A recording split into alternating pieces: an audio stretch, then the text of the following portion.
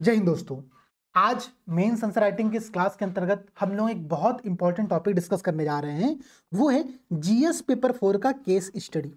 देखिए, case study को लेकर के ना आप सबके मन में लगातार बहुत सारे डाउट्स रहते हैं कि सर मैंने तो अब इस टॉपिक के संदर्भ में कुछ पढ़ा ही नहीं है, मैंने तो इसकी कोई भी प्रैक्टिस नहीं की है। प्रैक्टिस करे तो करे कहाँ से, किस प्रकार से हम इस टॉपिक में, इस प्रश्न में मैक्सिमम नंबर स्कोर कर सकते हैं। ये सारे प्रश्न आपके दिमाग में लगातार चलते रहते हैं। तो आज इस क्लास के अंतर्गत यूपी पीसीएस मेंस के पॉइंट ऑफ व्यू से हम इस पूरे टॉपिक को डिस्कस करेंगे। उसके साथ ही साथ हम एक प्रश्न के माध्यम से एक आंसर को किस प्रकार से अच्छे तरीके से लिखा जाए, इन सारे बिंदुओं को यहाँ पर समझने वाले हैं। देखो भाई, दो तीन बातें बहुत क्लियर समझना। इस केस स्टडी के लिए सबसे पहली बात यह है कि आपको कुछ भी अतिरिक्त पढ़ने की आवश्यकता नहीं है। आपने जितना कुछ पढ़ा है वो सफिशिएंट है। आपको करना यहाँ पर क्या है, करना केवल एक काम है, वो है प्रैक्टिस। आपको केवल अभ्यास की आवश्यकता है। अभ्यास करेंगे कहां से हम? तो देखो भाई, यूपी पीसीएस वाले ना बड़े बड़े सिंपल स्वभाव के होते हैं। वो कहते हैं कि भाई तुम परेशान मत हो, तुम ऑलरेडी बहुत मेहनत करो बाकी 8 पेपरों के अंतर्गत, इसके लिए मैं तुमको यहाँ पर थोड़ी सी छूट दे देता हूँ। अभी तक पेपर में अगर आप जितने भी केस स्टडी देखोगे, मैक्सिमम केस स्टडी या तो यूपी पीसीएस ने अपने यहां से ही रिपीट कर लिया है, अपने ही प्रीवियस ईयर क्वेश्चन से ले लिया है, और अगर उसने यूपी पीसीएस के पीवाईक्यू नहीं उठाया है तो वो यूपीएससी के पीवाईक्यू से आपको केस स्टडी सॉल्व करने के लिए दे देगा। एकदम सिंपल अप्रोच यहाँ पर। मतलब आपको प्रीवियस ईयर क्वेश्चन में केस स्टडी जो मिलेगी वही प्रश्न जनरली आने की संभावना रहती है। जैसे कि अभी जो आप यहाँ पर स्क्रीन पर प्रश्न देख रहे हो, ये प्रश्न इस बार जितने भी लोग मेंस देने जा रहे हो, ठीक है, उन सभी के लिए हमने एक फ्री इनिशिएटिव स्टार्ट किया है। अगर आप मेंस देने जा रहे हो तो आप अपने कुछ डॉक्यूमेंट, कुछ भी आईडी कार्ड, फोटो, कुछ भी शेयर कर दो हमारे व्हाट्सएप नंबर पर और वहां पर बता दो, तो आपको उस फ्री इनिशिएटिव से जोड़ दिया जाएगा, तो दैट कि वहां पर एक रेगुलर प्रैक्टिस हम लोग करते रहे। अच्छा, अब समझो भाई, ये जो प्रश्न आप देख रहे हो, ये प्रश्न हमने उसी ग्रुप में शेयर किया था, और ये प्रश्न पिछला जो मेंस हुआ था, मतलब यूपी पीसीएस 2023 की जो मेंस की परीक्षा हुई थी, उस परीक्षा में पूछा गया था। प्रश्न क्या है, पहले प्रश्न को समझते हैं, फिर हम लोग यहां पर आगे बढ़ेंगे। देखो भाई, प्रश्न आपसे यहां पर कह रहा है, आप एक पीसीएस अधिकारी बनने की कोशिश कर रहे हैं। तो मतलब सिंपल सी बात है, एक रियलिटी प्रश्न यहां पर दिया गया, ठीक है, कि आप एक पीसीएस अधिकारी बनना चाहते हो और उसकी आप तैयारी कर रहे हो। विभिन्न चरणों को पार कर साक्षात्कार हेतु अहर्य हो गया, मतलब साक्षात्कार देने आप जाने वाले हो, आपका इंटरव्यू होने वाला है। साक्षात्कार हेतु जाते समय रास्ते में आपने देखा कि एक बुजुर्ग व्यक्ति अपनी पोती के साथ कहीं जा रहा है। अचानक उसे आपके सामने दिल का दौरा पड़ता है और बुजुर्ग की पोती आपसे सहायता की पुकार करती है। ऐसी दशा में आप क्या करेंगे? विस्तृत चर्चा करें। ध्यान दीजिएगा, क्वेश्चन की डिमांड क्या है? विस्तृत चर्चा करें। चर्चा करें का मतलब, इससे पहले भी जब हमने मेंस जीएस पर 1 2 3 4 5 6 के अंतर्गत हमने आंसर राइटिंग किए, तो हमने एक बहुत क्लियर बात समझी कि जब हमसे डिस्कस करने को कहा जाए तो आपका जो भी ओपिनियन हो, आप उस स्टेटमेंट के पक्ष में हो, विपक्ष में हो, आपको वहां पर उसके संदर्भ में प्रो और कॉन्स, या फिर मैं कहूं तो चैलेंजेस या फिर इश्यूज आपको बताने रहते हैं। याद आ रहा है, हमने इससे पहले डिस्कस किया हुआ, ठीक है, कि चर्चा करें जो टैलेंडर वर्ल्ड, इसका मतलब ये है कि आपको कुछ चुनौतियां बतानी है, उसके बाद आपको सुझावात्मक अप्रोच बताते हुए अपने आंसर को कंक्लूड करना है।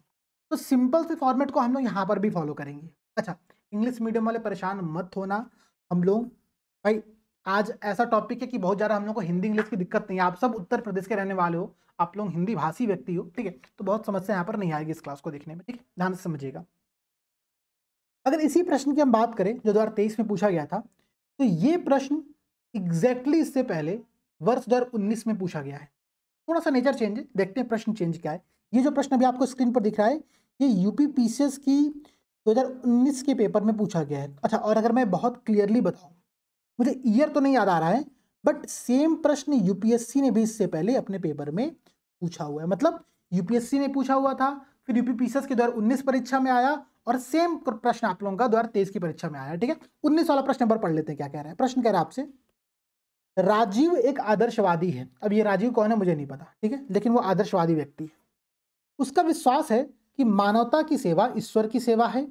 एक दिन वह सरकारी नौकरी के लिए साक्षात्कार देने जा रहा था। उसने सड़क पर एक व्यक्ति को गंभीर रूप से घायल अवस्था में पड़े देखा जो सहायता मांग रहा था। वहां पर क्या था, वहां पर एक बुजुर्ग व्यक्ति था और उसकी एक पोती थी। यहाँ पर बस उसकी पोती गायब हो गई और व्यक्ति खुद ही सहायता मांग रहा है, ठीक है। कोई सहायता के लिए सामने नहीं आया।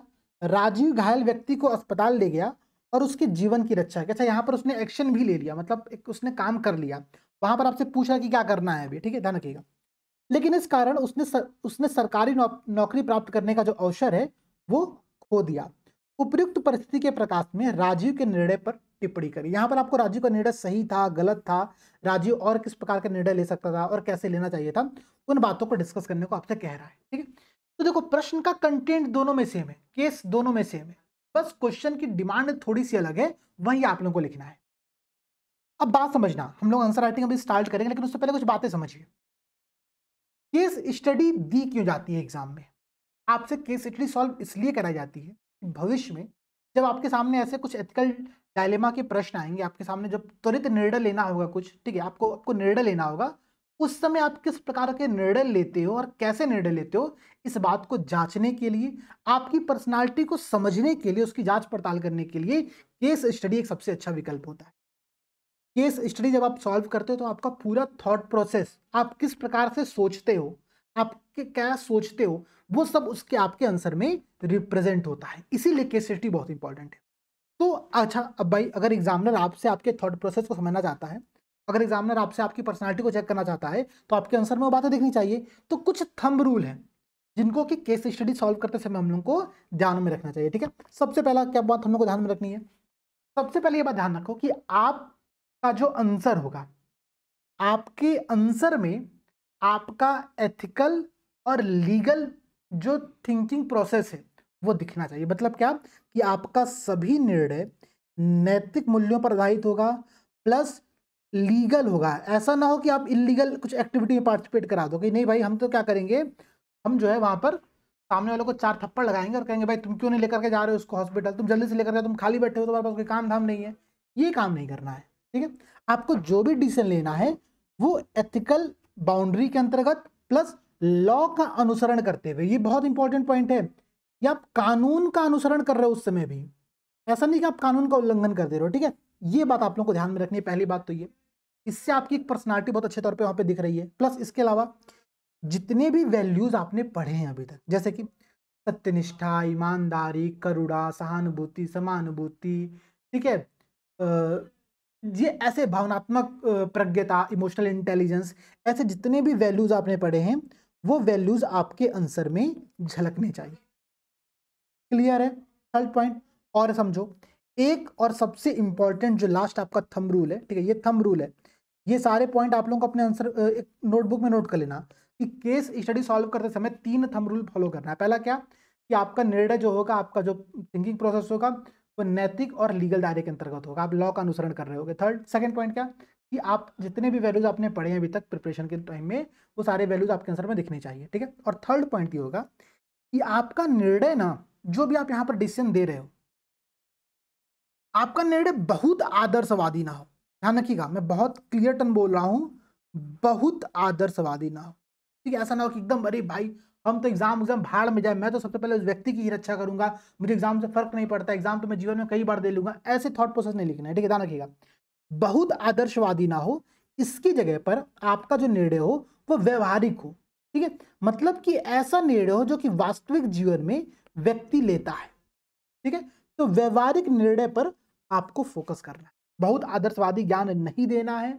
आप एग्जामिनर को एकदम वो नहीं समझ रहे हो कि एग्जामिनर बुद्धू, इसको पता ही नहीं कि तुम क्या करोगे बनने के बाद। ठीक है, सबको पता है आप क्या करने वाले हो जब आप सेलेक्ट हो जाओगे तो। ठीक है, लेकिन उससे पहले आपका आंसर इन थंब रूल के अंतर्गत होना चाहिए। बात क्लियर है?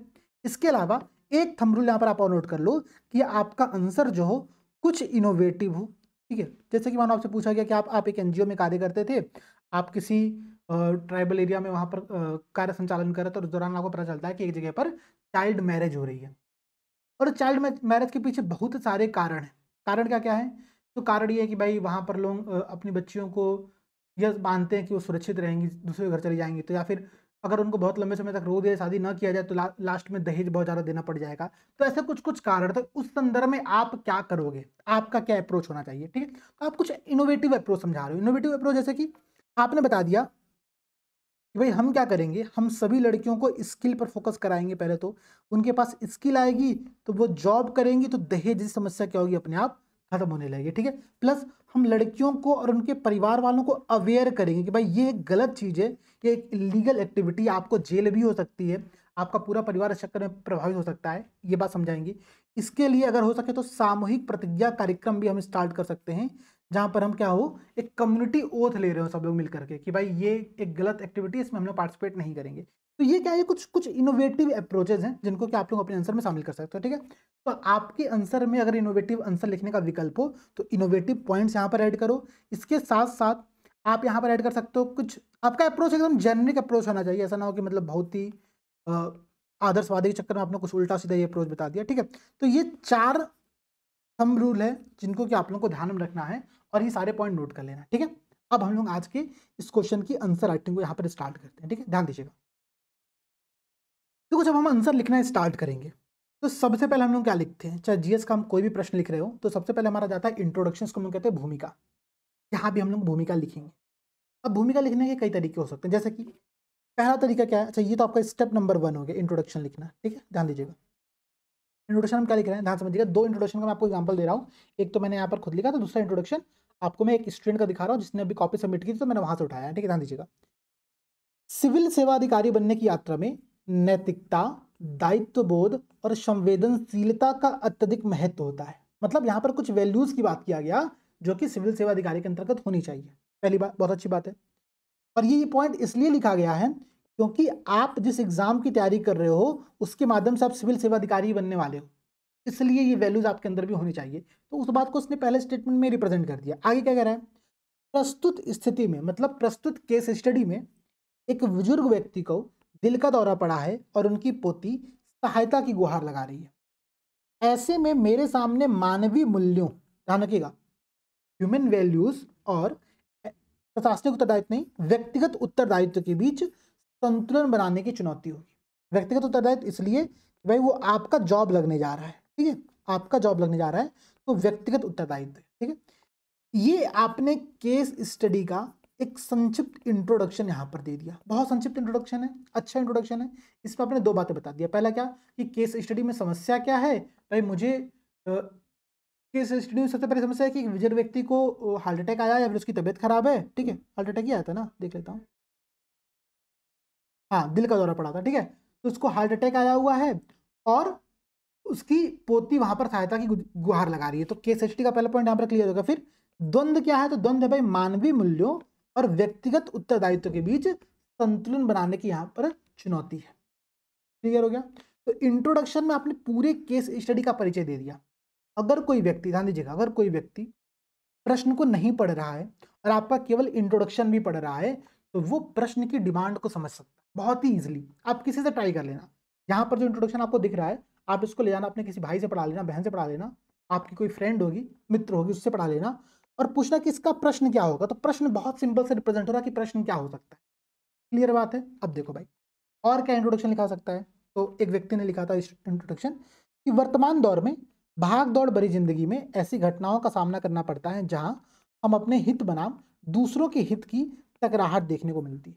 तो हित बनाम सार्वजनिक हित का जो द्वंद्व है वो हम लोग को लगातार देखने को मिलता है और उसने इंट्रोडक्शन में इस बात को रिप्रेजेंट कर दिया। बहुत अच्छा, ये भी एक बहुत सुंदर इंट्रोडक्शन है, ठीक है।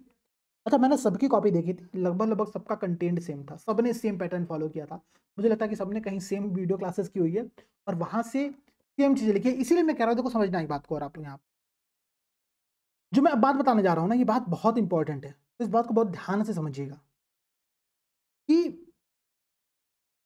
केस स्टडी सॉल्व करते समय आप क्या आंसर लिख रहे हो ये बहुत इंपॉर्टेंट नहीं है। ध्यान दीजिएगा, आप क्या निर्णय दे रहे हो ना, कि आपने बताया कि भाई हम उस व्यक्ति की मदद करेंगे या फिर हम इंटरव्यू करने जाएंगे, वो बहुत इंपॉर्टेंट नहीं है। क्यों? क्योंकि अल्टीमेटली लगभग 90% आंसर, 90% एस्पिरेंट ने सेम सॉल्यूशन लिखा होगा।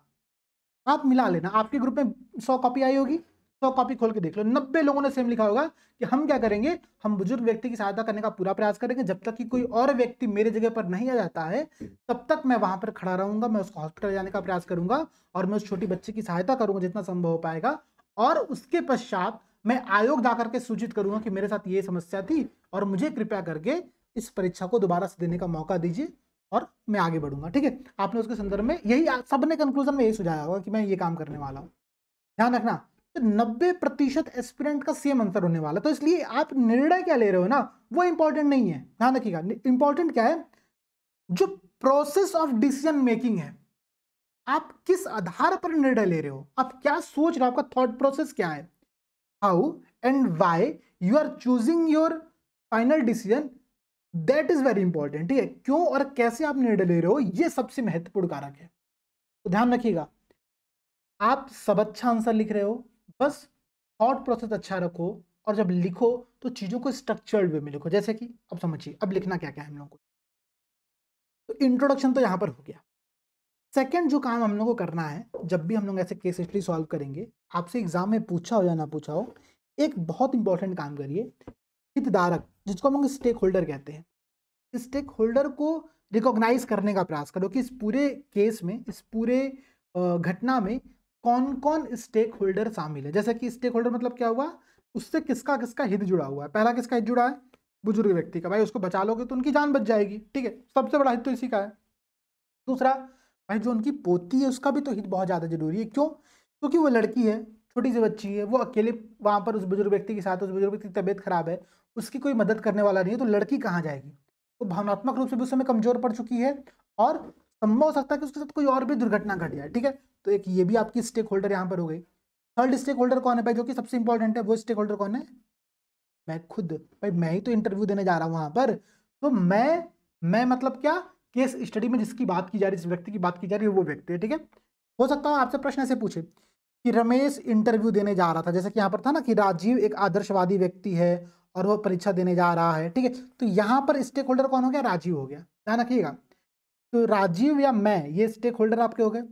और चौथा स्टेक होल्डर यहाँ पर आप लोगों का हो गया, ये बनाने के लिए आप चाहो तो बहुत अच्छे से लिख सकते हो, लोक सेवा आयोग। भाई ये भी स्टेक होल्डर है, क्योंकि लोक सेवा आयोग को भी बात समझनी पड़ेगी अंततः कि मैं जो आपका एस्पिरेंट था, वो एस्पिरेंट ने कई सारे स्टेज में एग्जाम क्लियर किया है, उसके अंदर योग्यता है, तो उसको कम से कम दूसरा मौका दिया जाए, ये उसकी भी जिम्मेदारी बनती है। ठीक है, तो ये भी आपका यहाँ पर एक स्टेक होल्डर है। और अगर आप चाहो तो यहाँ पर थोड़ा सा अगर और अपने क्रिटिकल थिंकिंग को बढ़ाओ, तो आपका एक स्टेक होल्डर यहाँ पर और है, समाज।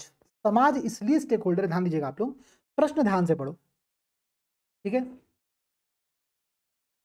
पहले प्रश्न में तो नहीं, लेकिन दूसरे प्रश्न में अगर आप ध्यान दोगे तो दूसरे प्रश्न में एक स्टेटमेंट दिया हुआ है, क्या, कोई सहायता के लिए सामने नहीं आया। मतलब उस व्यक्ति के अगल बगल बहुत सारे लोग थे, समाज था वहां पर, लेकिन क्या, सब रील बनाने में व्यस्त है। क्या रील बना लेंगे तो कम से कम हमको 10,000 व्यू मिल जाएगा उस पर, सब उसमें व्यस्त है। ठीक है, तो समाज भी यहाँ पर क्या हो गया, एक स्टेक होल्डर हो गया। ठीक है, तो ऐसे 4-5 स्टेक होल्डर आप लोग लिख सकते हैं। अब समझना, अब कुछ लोग प्रश्न पूछ सकते हैं कि सर क्या हितधारक लिखना एग्जाम में जरूरी है। देखो भाई, जरूरी तो नहीं है, क्योंकि एग्जाम में पूछा नहीं गया है। कुछ ऐसे प्रश्न होते हैं, यूपीएससी पैटर्न पर अगर आप प्रश्न देखोगे, जहां पर पूछा जाता है कि इस केस स्टडी में कौन कौन से हितधारक शामिल है। ठीक है, वहां पे एग्जामिनर आपसे पूछता है ये हितधारक, जब पूछता है तब तो बताना ही है भाई, तब तो कंपल्सरी है बताना। लेकिन अगर नहीं भी पूछ रहा है, अगर आप बता दो तो सुंदर लगता है आंसर, थोड़ा सा स्ट्रक्चर लगता है। इसका मतलब ये लगता है कि आपने कुछ चीजें सोची है। अब समझिएगा कैसे बताएंगे हम लोग। भाई ऐसे एक सर्किल बना लो, बीच में लिख लो स्टेक होल्डर, ठीक है, और ऐसे एरो बना करके आपको सारे स्टेक होल्डर यहाँ पर रिप्रेजेंट कर देने हैं। बहुत छोटा सा एक डायग्राम बनेगा, फ्लो चार्ट बनेगा, और ये बहुत सुंदर लगेगा। ठीक है, ध्यान दीजिएगा, इस प्रकार से आप केस स्टडी में भी फ्लो चार्ट का प्रयोग कर सकते हो, और राइट साइड में से बना दोगे तो अच्छा लगेगा। ठीक है, तो क्लियर बात हो गई। सेकंड, आपको ये समझना है कि स्टेक होल्डर यहाँ पर कौन कौन शामिल है। अब ध्यान दीजिएगा, जैसे अब एक यहाँ पर थर्ड पॉइंट आप और समझिए थोड़ा सा। थर्ड पॉइंट ये कि इस केस स्टडी में आप क्या हैं, आप पीसीएस की तैयारी करने वाले एक अभ्यर्थी हैं, एक एस्पिरेंट है जो कि इंटरव्यू देने जा रहा है।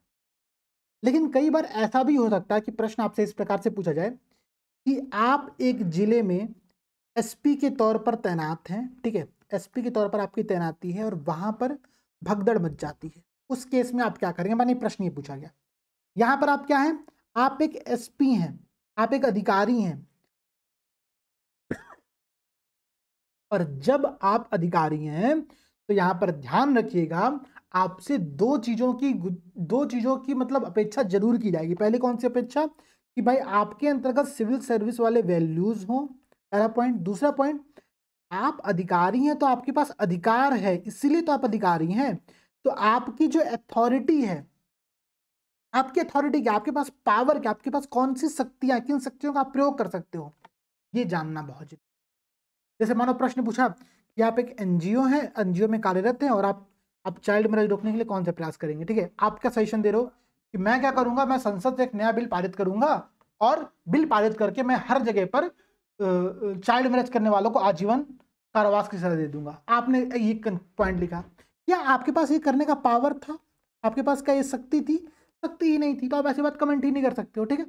तो आप उस पूरे केस स्टडी में हो क्या, ये भी जानना बहुत जरूरी है। जब आप ये बात समझ जाओगे, आपके पास कौन सी अथॉरिटी, आपके पास कौन सी पावर, आपके पास कौन सी शक्तियां हैं, अब आपको उन शक्तियों का इंप्लीमेंट करते हुए अपनी केस स्टडी को सॉल्व कर, जैसे कि यहाँ पर केस स्टडी में आप क्या थे, आप फ्यूचर सिविल सर्वेंट थे जो कि इंटरव्यू देने जा रहे थे। तो मैंने कहा ना कि आपने बहुत सारे स्टेज पर एग्जाम क्लियर किया है और आपके सामने एक ऐसी परिस्थिति आ गई जिसका कोई कुछ नहीं कर सकता है। तो उस परिस्थिति में संभव है कि आपको मतलब एक अल्टरनेटिव चांस मिलना ही चाहिए, ठीक है। ये आपका भी एक अधिकार बनता है, इस पर भी आप यहाँ पर डिबेट कर सकते हो, ठीक है। बात क्लियर हो गया। तो कौन कौन से स्टेक होल्डर शामिल हैं, कौन कौन से यहाँ पर आपके पास कौन से पावर है, कौन सी अथॉरिटी है, इन बातों को ध्यान रखिएगा। प्लस इसके साथ साथ कुछ बातें और समझिए, जैसे मैंने कहा ना कि कुछ मूल्य जो आपको पता है वो मूल्य यहाँ पर शामिल होने चाहिए। जैसे कि आप सबने पढ़ा है क्या भाई कि सिंपेथी, इम्पेथी और कंपेशन। कंपेशन क्या है, प्रैक्टिकल वर्जन है। तो केवल उनको सिंपैथी और इम्पैथी तक टिके नहीं रहना है कि यार बेचारे का एक्सीडेंट हो गया। जनरली लोग यही करते हैं। अभी आपके आपके सामने मैं गारंटी ले रहा हूँ, सबके सामने, हमारे सामने भी एक्सीडेंट हो जाए ना, हम जनरली क्या कहेंगे, यार कौन पड़ेगा उस लफड़े में, छोड़ जाने दो, निकल यहाँ, ठीक है। फालतू में पुलिस का लफड़ा पड़ेगा, रोकोगे, पता चला तुम किसी को बचाने गए, वहाँ पे भीड़ तुम पर ही टूट पड़ी, ठीक है, ये भी संभव है। तो अब जनरली लोग क्या करते हैं, सिंपैथी तक रुक करके निकल जाते हैं कि अच्छा गाड़ी से जाना है, रुके, अरे क्या हो, जाने दो, चलो निकल जाओ, ठीक है। तो सिंपैथी से मैक्सिमम एम्पैथी तक आएंगे कि अच्छा यार बताओ, बहुत दर्द हुआ होगा यार, उसको बहुत दर्द हुआ, लेकिन कंपेशन वाले रूप में नहीं आ पाते। इसका मामले बताऊं मैं आपको, निशांत सर इस मामले में आपके हैं, मतलब वो इसका प्रैक्टिकल वर्जन दिखाते हैं। मैं बताऊं आपको, कई बार ऐसा हो चुका है, मैं कहा कि ठीक है निशांत सर आप आइए, मुझे पिक कर लीजिए, चलना है थोड़ा कुछ काम करना, ठीक है। अब मैं खड़ा हूँ रोड पर कि मैं उनका वेट कर रहा हूँ स्टॉप पर, भाई निशांत सर आएंगे तो मैं जाऊँगा, पता चला निशांत सर आधे घंटे तक आए ही नहीं। क्यों नहीं आए, तो रास्ते में एक एक्सीडेंट हो गया है और उस एक्सीडेंट में निशांत सर जो है इन्वॉल्व हो चुके हैं पूरी तरीके से। भाई उस व्यक्ति को हॉस्पिटल ले जाना, उसका इलाज कराना, ये काम कई बार व्यक्ति कर चुका है और बहुत परेशान हुआ मैं इस चक्कर में। लेकिन ठीक है, ये अच्छी कंपेशन है, आपकी वैल्यूज होनी चाहिए। तो कंपेशन आपका इस आंसर में दिखना चाहिए। क्लियर बात है, बात समझ रहे हो आप लोग, आगे बढ़ा जाए। अब देखो, इसके अलावा हर केस स्टडी में कुछ नैतिक द्वंद्व होते हैं, ठीक है, या फिर एथिकल डायलेमा होता है, जिसको हम लोग नैतिक द्वंद्व, नैतिक मुद्दे कहते हैं, एथिकल इश्यूज कहते हैं। उन एथिकल इशू, जैसे यहाँ पर क्या है, स्वहित बनाम सार्वजनिक हित, वह हित आपको यहाँ पर, वो जो नैतिकल डायलेमा है वो आपको पता होना चाहिए। आप चाहो तो इसको इंट्रोडक्शन में ही मेंशन कर सकते हो, जैसे कि मैंने मेंशन यहाँ पर किया भी था, अगर आप देखोगे तो, क्या ऐसे में मेरे सामने मानवीय मूल्यों और व्यक्तिगत उत्तरदायित्व के बीच संतुलन बनाने की चुनौती होगी। मैंने यहीं पर एथिकल डायलेमा मेंशन कर दिया, आप भी चाहो तो ऐसा कर सकते हो। अगर नहीं, अगर आप इंट्रोडक्शन में नहीं लिख रहे हो तो आप एक अलग से पॉइंट डाल के लिख सकते हो नैतिक द्वंद्व, और आप दो वैल्यूज के बीच में संघर्ष को यहाँ पर दर्शा दो, ठीक है। अब इसके बाद क्या करना है, ध्यान समझिएगा। इसके बाद आपको करना है बहुत सिंपल सा काम, प्रश्न की डिमांड क्या है उस बात पर फोकस करो। जैसे कि यहाँ पर प्रश्न की डिमांड क्या थी, आपसे ये पूछा गया, ध्यान दीजिएगा, आपसे ये प्रश्न पूछा गया, ऐसी दशा में आप क्या करेंगे, आप कौन सा डिसीजन लेंगे। मैंने कहा ना, ध्यान दीजिएगा, बात बहुत सिंपल सी, आप क्या करेंगे, तो करेंगे तो क्या भाई, हम, मैंने आपको बता ही दिया, 90% लोग सेम काम करने वाले हो, लेकिन आप उस डिसीजन तक पहुंच कैसे रहो, how and why you are choosing that decision, that is very important, ठीक है। इसके लिए हम क्या करेंगे, विस्तृत चर्चा करेंगे। तो आपके सामने जितने भी विकल्प हैं, उन सारे ऑप्शंस को हम लोग को डिस्कस करना पड़ेगा। उन ऑप्शंस के संदर्भ में गुण और दोष बताने पड़ेंगे कि अगर हम विकल्प नंबर 1 का चयन करते हैं तो इस विकल्प नंबर 1 में ये गुण है और इस विकल्प नंबर 1 में ये दोष है, विकल्प नंबर 2 में ये गुण है, ये दोष है, विकल्प नंबर 3 में ये गुण है, ये दोष है, विकल्प नंबर 4 में ये गुण है, ये दोष है। और अंततः इन सभी विकल्पों का एक अध्ययन करते हुए, इन विकल्पों को सोचते हुए, समझते हुए, मैं अंततः विकल्प नंबर 3 और विकल्प नंबर 4 या फिर विकल्प नंबर 1 और विकल्प नंबर 2 का चयन करते हुए एक मिश्रित निर्णय लूंगा, जहां पर मैं ऐसा ऐसा करते हुए इस डिसीजन तक पहुंचूंगा। इससे मेरे हित और उस बुजुर्ग व्यक्ति के हित भी प्रभावित नहीं होंगे। ये पूरी बातें आपको कंक्लूजन में देनी पड़ेंगी। तो बात समझ गए। अब इसी को लिखने का बहुत सारा तरीका होता है, जैसे कि ध्यान समझिएगा, मैं आपको दिखाता हूँ, ठीक है। बात तो बहुत क्लियर समझना, देखो बहुत बहुत सिंपल यार केस स्टडी, बहुत परेशान होना ही नहीं है, थोड़ा सा एफर्ट करोगे आप लोग ना बहुत इजीली कर ले जाओगे, समझना आप। मैंने क्या कहा कि आपके सामने जितने भी विकल्प है, देखो संभावित विकल्प और उनके लाभ और नुकसान, ये हमको पहले एनालिसिस करनी पड़ेगी, ठीक है। तो विकल्प नंबर 1 मैंने लिखा, क्या लिखा, मदद ना करना, मतलब वो जो बुजुर्ग व्यक्ति की मदद ना करना और आगे बढ़ जाना। एक विकल्प है, ऑब्वियसली विकल्प है, मैं चयन करूंगा या नहीं चयन करूंगा उस बारे में बाद में सोचेंगे, लेकिन विकल्प तो है। विकल्प नंबर 2 क्या है, प्राथमिक उपचार देना। ये किसी ने नहीं लिखा है अपने कॉपी में, ध्यान रखना, मैं बता रहा हूँ आप में से मैक्सिमम लोग जिनकी भी कॉपी लिखी गई है, किसी ने भी उस बुजुर्ग व्यक्ति को जो प्राथमिक उपचार है सीपीआर, इस बार के प्रीलिम्स परीक्षा में सीपीआर की जहां तक मैं श्योर हूँ डेफिनेशन, वो फुल फॉर्म पूछा गया था, ठीक है, वो भी गलत किया था आप लोगों ने।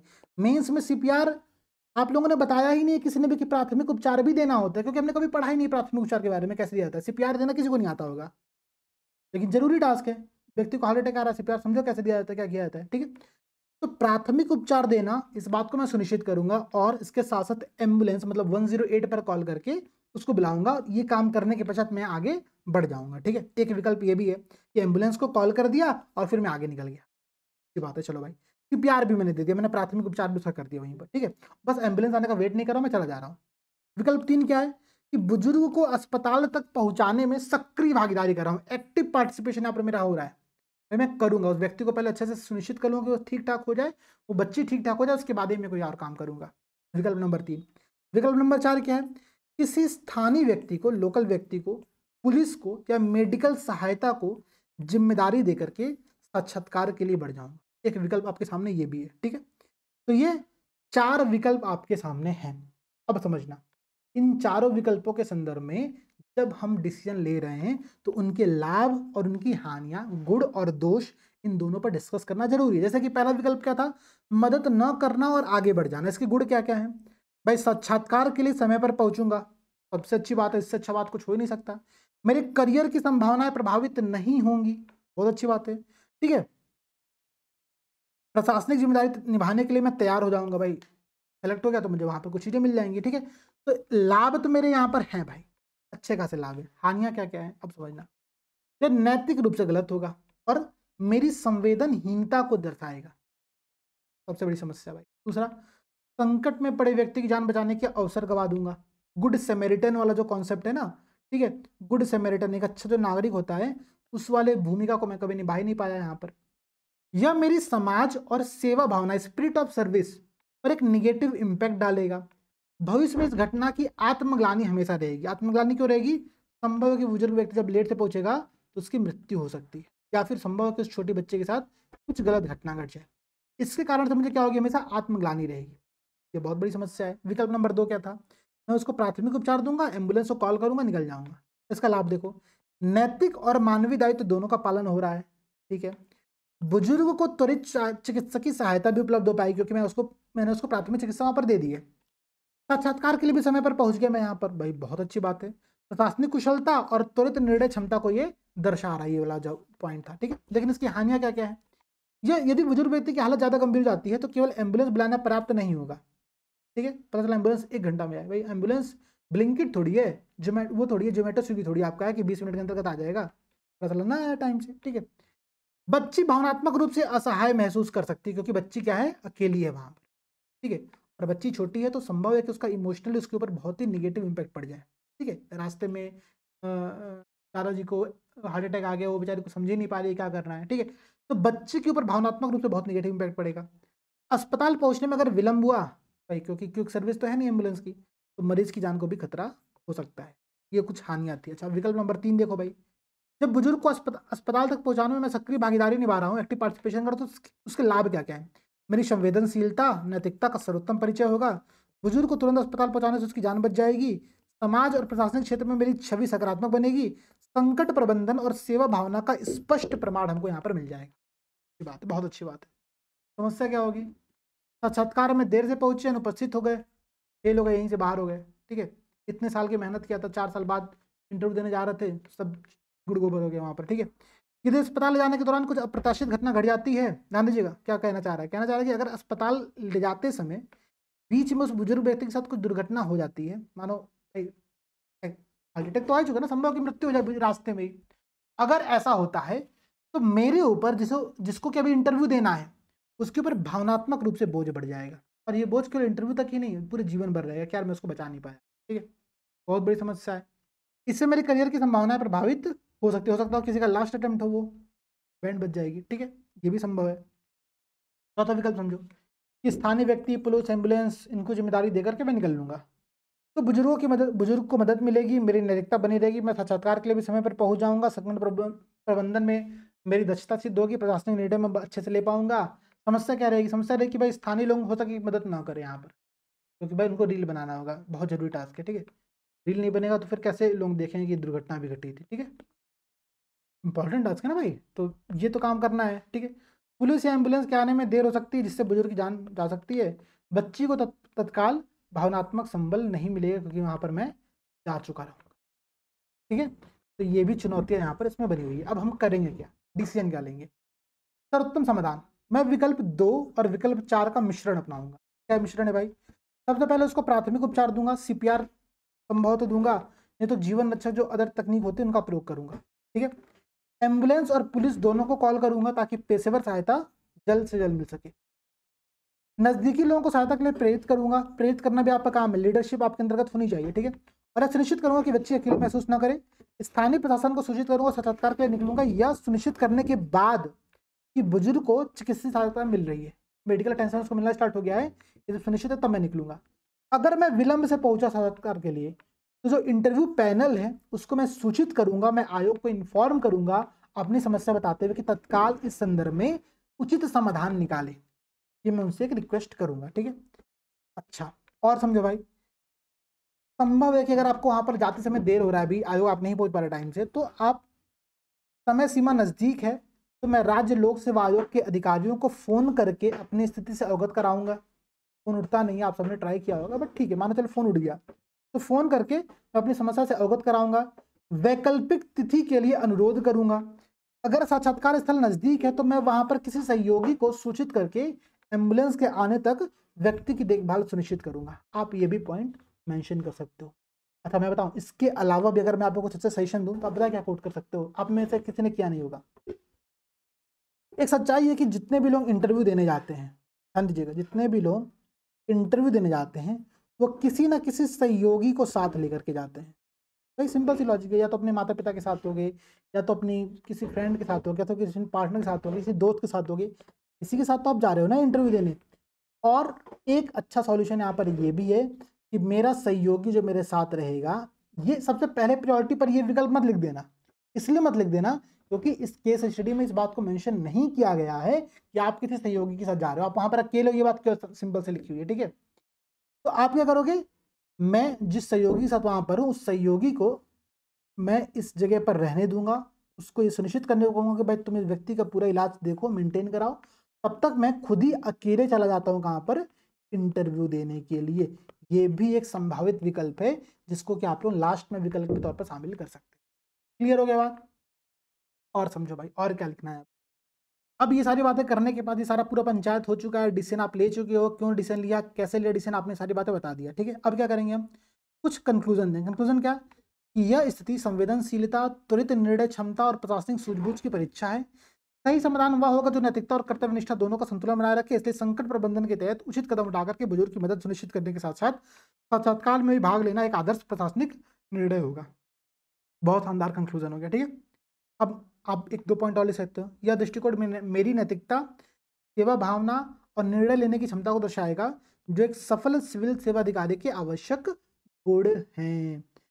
लास्ट में एथिक्स के पेपर में आप लोग प्रयास ये करो, एथिक्स के पेपर में नहीं, GS 1-2 में भी आप प्रयास कर सकते हो कि आप कंक्लूजन में किसी थिंकर को भी कोट कर सकते हो। सारे क्वेश्चन में नहीं, अभी नहीं कि 20 क्वेश्चन में कर दे, नहीं, GS 1-2-3 में एक एक क्वेश्चन में कर सकते हैं, बाकी एथिक्स के पेपर में तो करो भरो के। ठीक है, किसी थिंकर को, किसी कोट को आप दर्शा सकते हो। जैसे कि यहाँ पर मैंने क्या लिखा, सेवा और न्याय ही प्रशासन का आधार है, क्योंकि भाई ये पूरा क्वेश्चन इसी बात पर डिपेंड था। ठीक है, तो मैंने कंक्लूजन में इस पॉइंट को एक यहाँ पर मेंशन कर दिया कोट के तौर। आप चाहो तो नर सेवा नारायण सेवा, इस कॉन्सेप्ट को आप कोट कर सकते हो। ठीक है, ये भी बहुत अच्छा कॉन्सेप्ट है। तो इस प्रकार से थिंकर्स की भी बातों को अपने आंसर में शामिल करने का प्रयास करिए, और ये आपकी इस पूरी केस स्टडी का अप्रोच होगा। आई थिंक आपको ये आंसर समझ में आया होगा। मेंस का बहुत अच्छा टॉपिक है, बहुत इंपॉर्टेंट टॉपिक है, और मैं उम्मीद कर रहा हूँ कि आप लोग रेगुलर आंसर राइटिंग कर रहे हो, रेगुलर प्रैक्टिस कर रहे हो। आप में से बहुत सारे लोग हमारे साथ जुड़ करके फ्री इनिशिएटिव से तो सभी जुड़े हुए हैं, लगभग वहाँ पर 1000+ स्टूडेंट ऑलरेडी हैं। इसके अलावा हमारे जो 2 पेड प्रोग्राम चल रहे हैं मेंस को लेकर के, एक तो आपका चल रहा है प्रयास जो कि हमारा डेली आंसर राइटिंग प्रोग्राम है, और एक चल रहा है यूपी पीसीएस की मेंस की टेस्ट सीरीज। इन दोनों प्रोग्राम से आप लोग जरूर जुड़िए, आंसर राइटिंग साथ में करो। एक बहुत ही अच्छा हेल्दी कॉम्पिटिटिव इन्वायरमेंट बनाने का प्रयास कर रहा हूँ। प्लस जहाँ तक संभव हो पा रहा है मैं सभी से कॉल पर या फिर गूगल मीट के थ्रू, पर्सनली गूगल मीट के थ्रू, मतलब ग्रुप मीट के थ्रू नहीं, पर्सनली मीट के थ्रू जुड़ने का पूरा प्रयास कर रहा हूँ, जिससे कि आप लोगों की समस्याओं का समाधान वहाँ पर किया जा सके। ठीक है, आपको कोई भी डाउट हो मेंस को लेकर के आप लोग इस वीडियो कमेंट सेक्शन में बताओ, क्लास कैसी लगी है एक बार कमेंट करो। एथिक्स को लेकर के आप और क्लास चाहते हो तो कमेंट सेक्शन में बता देना, सो दैट कि मैं एथिक्स पे काम करके आप लोगों के लिए क्लास प्रोवाइड करा पाऊँ। ठीक है, जय हिंद, जय भारत।